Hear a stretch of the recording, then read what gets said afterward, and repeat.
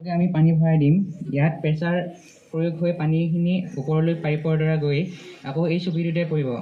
পানীখিনি যেতিয়া অহা যোৱা কৰি থাকিব তাত এটা ইলেক্ট্ৰিকেল ফ'ৰ্চ আহিব, ইলেক্ট্ৰিকেল ফ'ৰ্চ সৃষ্টি হ'ব, যাৰ ফলত পানীখিনি কোনো শক্তি নোহোৱাকৈ নিজে নিজে অহা যোৱা কৰি থাকিব।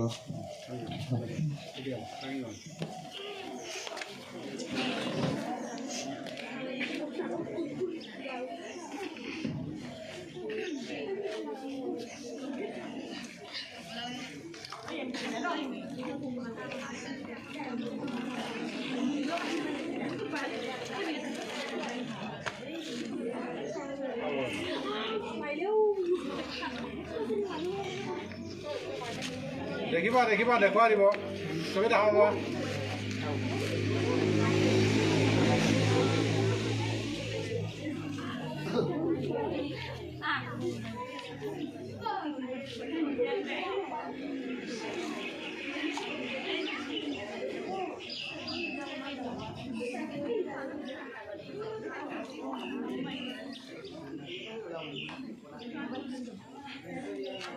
Thank you. দেখিছে না পানী মাৰিব পাইছে না, অট'মেটিক পানী আহি তাৰ পৰা দেখা পাইছা।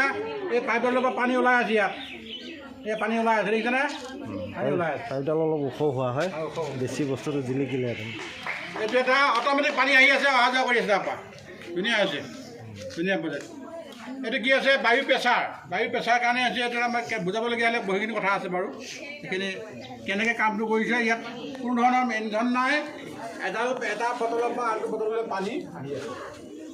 ভাল লাগিছে না বাইদেউ? ভাল লাগে চবেই বনোৱা হ'ল।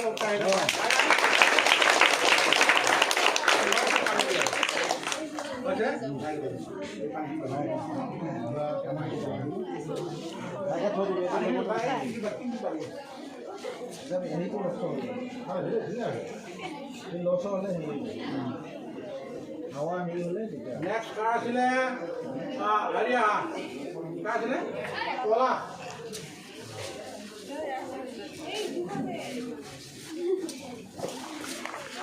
আৰু নতুন নতুন বস্তু দেখা পাই থাকিবা। চবে বিজ্ঞানৰ বস্তু তোমালোকেও কৰিব লাগিব। অকল তেওঁলোকে যে কৈছে এইটো নহয়, মই তেওঁলোকক কোৱা বাহিৰেও মই বেলেগক কৈছিলোঁ কোনে কি বনাব পৰা বনাই লৈ আহিবা, কিন্তু দায়িত্ব দিয়াকেইজনে বনাই নিলে।